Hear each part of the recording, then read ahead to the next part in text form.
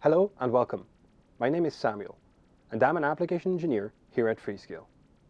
This video is part of a series of demonstrations for the MPC5777M microcontroller. In these videos, we will be using the MPC5777M base project available online at freescale.com. This project contains all the files and scripts needed to configure, run, and debug your device. The project currently uses Greenhill's compiler and Lortebach Trace32 debugger, but is also compatible with Wind River DApp compiler and P&E debuggers, and is very easy to port to your favorite compiler and debugging tools.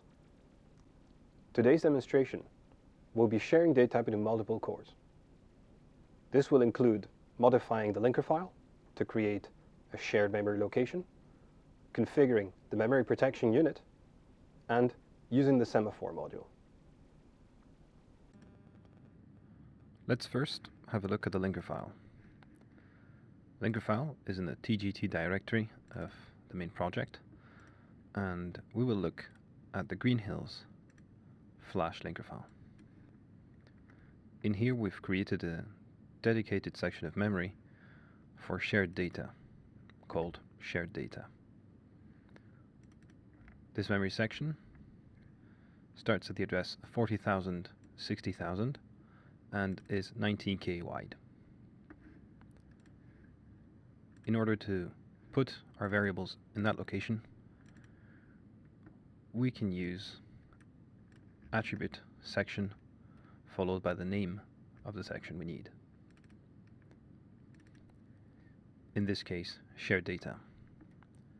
Here we will store an array called core ready, and this will store the readiness status of our 3 cores.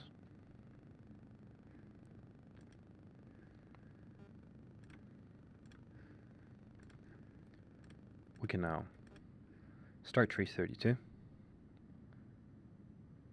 and first we will have a run through the example with the memory protection unit disabled to understand the issue we're facing. I will edit the main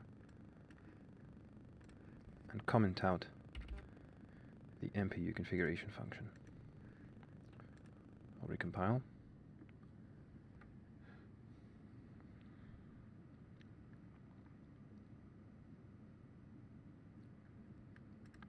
And reflash the device.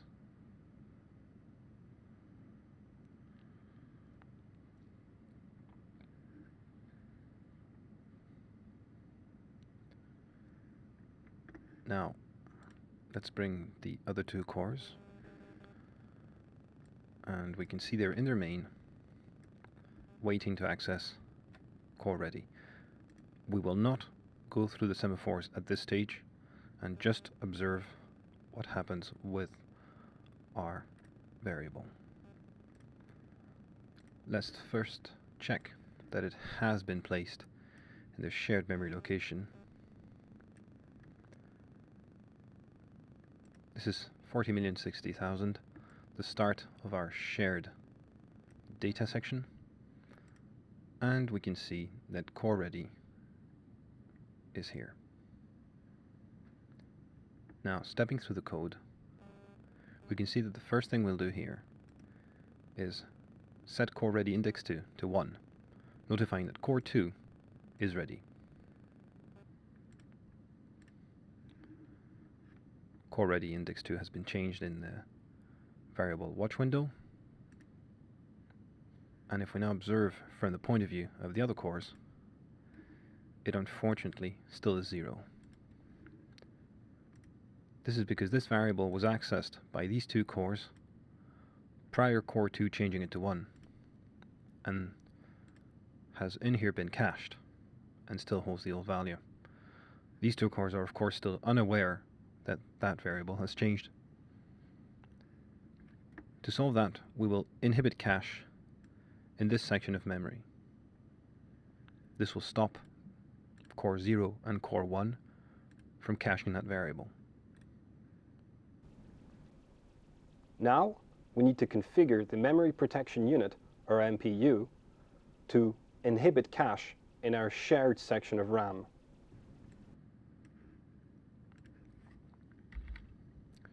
Let's uncomment MPU configuration, rebuild,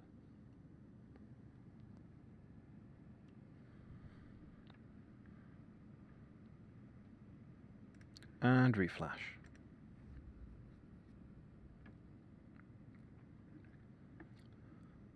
I would like to step through the MPU configuration function so we can see what is going on. As we saw, the MPU configuration is called just before each core is directed to its main code. I will put a breakpoint here and reset go main. We are now at the desired point and we'll step into the function. Let's widen up to have a better view. In here we can see MPU mass ASM and MPU enable ASM. These are assembly functions which I will use to store these parameters inside the appropriate registers.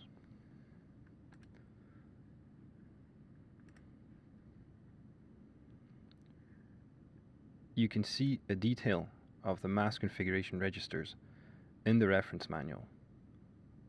For now, we will send the general configuration, the end address, and the start address to the appropriate registers. This should cover all the memory that we're going to access. And we can see in here, at address 40,060,000, our shared memory location has a different configuration that will inhibit cache in that area. We can observe the table being built as we step through the code.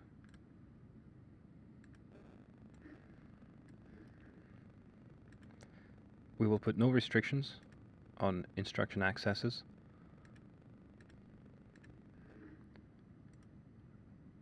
Table is being built. And regarding data, we will now see the settings for our shared data section with cache inhibited. We can now step through the rest of the zone to configure the rest of the accessed memory. And finally, we will enable the MPU.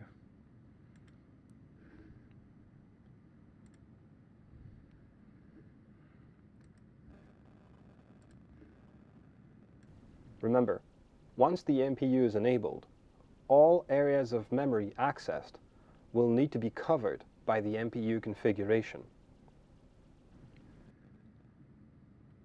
Let's step through the code to see how this has changed. Into min2. Let's run through MC mode init to start the other two cores. And here we are. Again, we can see that core 1 and core 0 are now at day main, waiting to access core ready. This is the gate that would allow them to proceed for the rest of their code. Let's have a look at the semaphores that regulate access to the shared variable.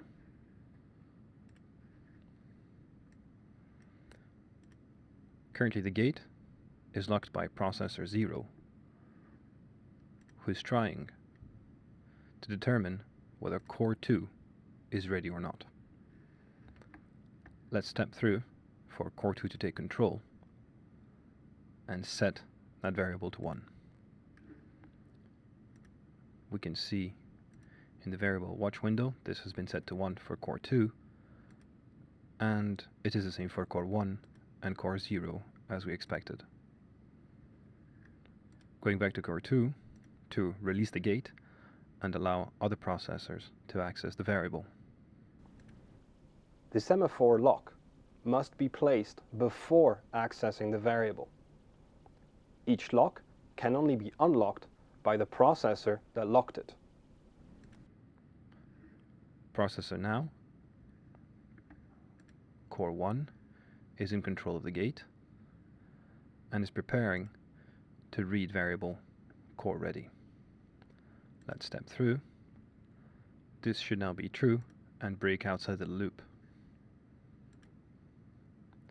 Core 1 will release control of the gate and proceed on its way. Core 1 is now marked as ready to continue. And this is true for core 0 and core 2 as well. Core 2 is constantly reading core ready for core 1 and core ready for core 0 to proceed with its code. This is so that all cores are at more or less the same stage, ready to proceed.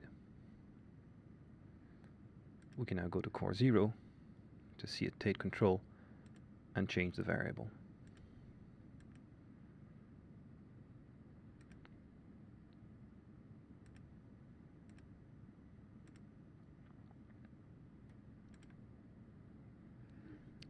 All cores are now reporting ready, and this is visible from any core point of view. Core 2 has now completed its checks and can proceed to its main code as well. We can see that core 2 has gone well into its main. Pit timers are all going, and core 0 and core 1 have already reached their while 1 loop at the end of their main.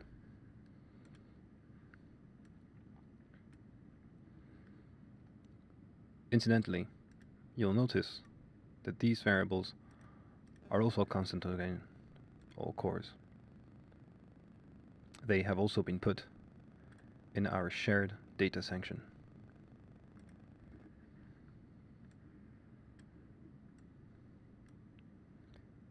As you may observe.